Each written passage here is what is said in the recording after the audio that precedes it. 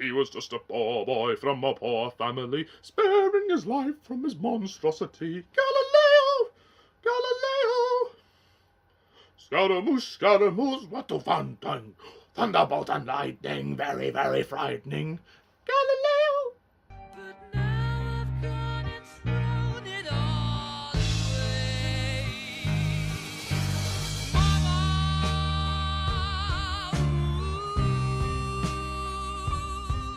didn't mean to make you cry.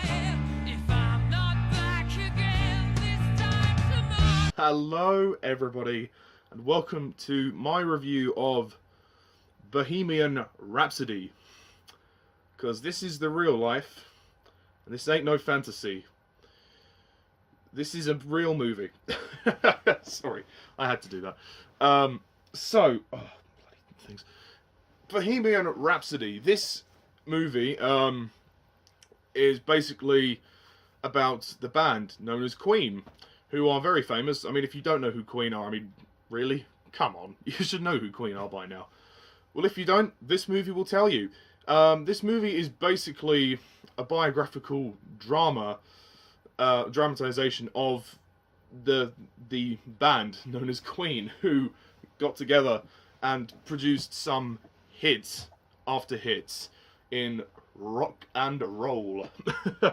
And this movie is directed by Bryan Singer. Would you believe it? I had no idea that Bryan Singer was the director for this movie until I saw the opening titles. I couldn't believe it because I saw John Ottman listed as the editor for this film to begin with. I thought, okay, that's interesting. I know I'm familiar with his work, but then I should have guessed that Bryan Singer was the director because they always work together. They worked together on the X-Men movies and all of Bryan Singer's films. So Bohemian Rhapsody. I've already kind of explained the point of the movie. It's the story, but I mean, obviously, just to go over the characters. Well, I say characters because they're based on real people. Obviously, Freddie Mercury being the lead singer in the band, who's very famous. I mean, he's one of the best singers of all time. Roger Taylor, who is the drummer. We've also got Brian May, who I believe the actual real life Brian May is still around, and he's seen this film and he thought the casting of each of them was perfect. I'll get more into the cast later. Who's the other one? I should know this. Who's the other? Who is the other one? Read. John. Yeah, John. Yeah, John, Brian, Freddie, and Roger. Yeah, if I've got that wrong, I'm so sorry. Yeah, Queen. So it basically tells the story of how they got together. And yeah, so Bohemian Rhapsody. As a movie, how is it? I thought it was pretty damn good, to be honest. I was quite surprised how good it was. It kept me interested throughout the whole movie. I enjoyed seeing the journey of Queen. I mean, I have listened to Queen songs. I mean, Queen. Let's just get this out of the way to start with. The music used in this film is from the actual Queen band themselves, the real Queen, and obviously they dub over the actors. You know, such hit songs include "We Will Rock You," "We Are the Champions," "Radio Gaga," "The Show Must Go On." Bohemian Rhapsody, of course, as that's the title of the movie. Killer Queen. I mean, just many more, and obviously "Don't Stop Me Now" because we're having such a good time. And all of this kind of culminates in the 1985 Live Aid performance which Queen gave, and that was kind of I think it was their last biggest performance. I mean, if I've got that wrong, then do correct me, but I'm pretty sure that was their kind of... Well, it was a big comeback for them. I mean, obviously, because the band had since divided, because Freddie was trying to pursue a solo career, and then it didn't work out. I mean, this film goes through years worth of events. It starts out when Freddie Mercury is a teenager. I mean, I don't think this is a perfect movie. I don't think it's perfect. I mean, this to me, Bohemian Rhapsody is a homage and commemoration of the band themselves, of Queen. I mean, it isn't really a movie to watch based on story or characters, although it does have character moments in it, of course. It's made for the sole purpose of commemorating the band. The fact that they were so huge and they were young and they built themselves some success, and this is really just to celebrate that. And I was pleasantly surprised with how well it turned out. Let's get the issues out of the way first. The opening act of the movie starts out, and then within, like, after the first 15 minutes, it jumps ahead another year. So what? Did nothing happen in that year between Freddie meeting the guys and then joining the band, and then, like, are we not going to get to see that? What did they do in that year? That for me was a little disjointed. That was like, oh, okay. I don't quite know what happens there. I mean, I'm not as familiar with the history of Queen as probably the diehard fans are. I'm not as into music as other people. But I certainly thought, hang on a minute, aren't we missing something? So it did feel like there was a big gap in the storytelling, to which I thought, hang on, can we just go back here and explain that? And then it kind of just goes, the film kind of just carries on, and it just shows them, writing and composing and orchestrating and performing. So it kind of stays in a very stationary structure for most of the movie. And then the third act, like the end of the second act, towards the third act, there starts to be a bit more drama. But yeah, and I do think sometimes, because of the movie's stationary structure, the fact that it kind of just show. I mean, because it's so stationary, it does make the pace feel a little bit slow at times. Sometimes the movie is a bit slow, and for its own good, it is ever so slightly too long. This movie clocks in at 2 hours 15 minutes. This is quite a long film. For these types of movies, I think they could have shaved 15 minutes out of this movie. I mean, for most part, it does well, but you just think, towards the end, before the Live Aid concert, you just think, come on, just get to the Live Aid concert. That was when it started to drag for me. A good 10 minutes before the Live Aid stuff, I just thought, we're just doing the same. We're not doing much here. Come on, pick up the pace. But I have to say, the last 20 minutes of this movie, which is the Live Aid concert, is fucking amazing. I mean, to hear that in the cinema, the acoustics are amazing. The surround sound, hearing those songs, it is like you're there. And I mean, the only thing about that scene which is a problem is some of the CGI. Some of the CGI in this movie, I mean, they don't use much CGI, but when they do use it, they use it at the end to create the aerial shots for the Wembley Arena. It does look very fake. You would have been better off just going to Wembley. I mean, I suppose actually Wembley has changed a lot since 1985, so maybe they couldn't do that. But it did look a bit fake, and there were some like crowd CGI shots which were a bit obvious, so it did kind of detract a little bit. But I mean, people go for the music. I mean, I loved listening to the soundtrack in the cinema, listening to all these Queen songs, like Another One Bites the Dust, Bohemian Rhapsody, We Are the Champions, all of those classic Queen songs. Amazing. Hearing that it's amazing, and it's so much fun. It gives you such a great sense of, scope, like, wow. And I think the cast of the film do a terrific job. Rami Malek as Freddie Mercury is insanely good. He's almost like he's the same person.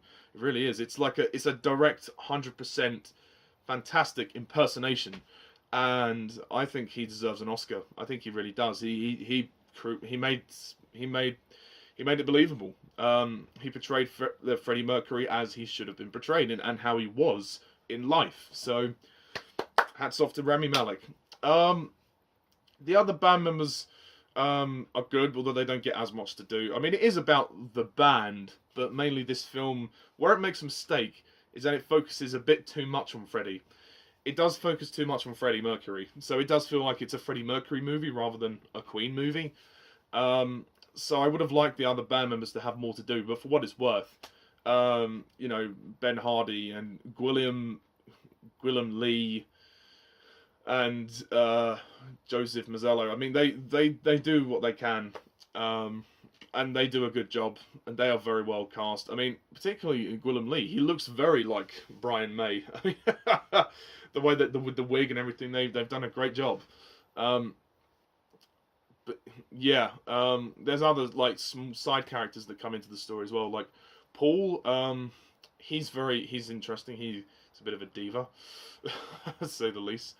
John Reed, played by Aiden Gillen, he's good. Mike Myers makes a small cameo as Ray Foster, this record producer who turns down the Bohemian Rhapsody single, and then the band basically decide to leave him because he doesn't want to embrace them. Basically, they walk out. And then the only other person to mention is Lucy Boynton as Mary. Mary was the love interest of Freddie Mercury. They were going to get married, but then he kind of discovers he's bisexual or gay. I mean, I'm not quite sure which one. I think he's gay, basically, and she has to walk away from him. But they do, surprisingly, they remain lifelong friends, and that was mentioned at the end of the film, that they stayed friends to the very end. There are some nice heartfelt moments in this movie. It's nicely directed by Bryan Singer. I think it's a new film for him to direct. I've never seen him direct a film like this. I've seen him direct the first two X-Men movies, Superman Returns, and he's done a couple of other things, but this is new territory for him, and I think he handles it really well. He's very good.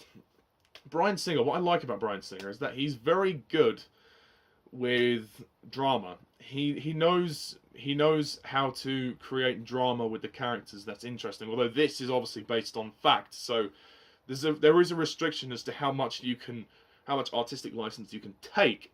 But I think Bryan Singer he edges it just a bit. You know, he pushes the boundaries ever so slightly to make it believable, and he really does a good job at displaying Freddie Mercury. You know, as how he should have been. You know, directing Rami Malek the way he did was right. And I think ending the film with a Live Aid band was the right decision. It was all going to lead to that. And it's a celebration of Queen. I mean, what can you say? This movie is a celebration of them, of their career, of their success. Although it does make the mistake of focusing too much on Freddie, ever so slightly. So it does feel like the other band are slightly sidelined. It would have been nice to have had all of them have a shot at, you know, of the limelight, so to speak. The only other supporting cast member I didn't mention was Tom Hollander as Jim Beach. Jim being the man who ends up with Freddie at the end, which is nice. It's a nice film. The only other problem I have with it is that the title, calling the film Bohemian Rhapsody, to me doesn't really make sense. I know, I mean, they do pay attention to the song Bohemian Rhapsody, of course, they mention it, but they make huge reference to it, but only in one scene, really, only in one or two scenes. Calling it Bohemian Rhapsody, for me, just doesn't really make sense. It just feels like it's a default title that they just picked. They could have, I mean, this movie is basically Freddie Mercury, the movie. That's what it is. You could have just called it Freddie Mercury. Or call it Queen, you know, something that represents what the film is about. Bohemian Rhapsody does not represent what the film is about. It represents one of the songs of Queen, and, you know, the ambition of the song and what they tried to do and how they achieved great success. But it doesn't really, the title just feels like, it feels wrong. It doesn't feel like the right title for me. But that aside, this movie's pretty good. It's not perfect. Gets a bit long, gets a bit slow in places, but Bryan Singer handles it very well. There's good structure here. There's good drama. If sometimes the structure in the middle can be a bit samey with them just writing songs, recording songs, performing songs, So they needed to break it up a bit. And the section before the Live Aid Band is a bit slow, so I would cut that out. But other than that, it's great to hear the music on stage. The actors are terrific. It's very well directed. The cinematography is great. Some nice shots.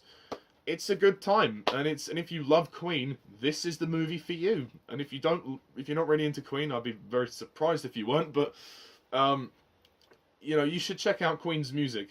You should definitely check out their music. So many great songs. Especially "We Will Rock You," and they show in this film the how they came up with the beat, which is great.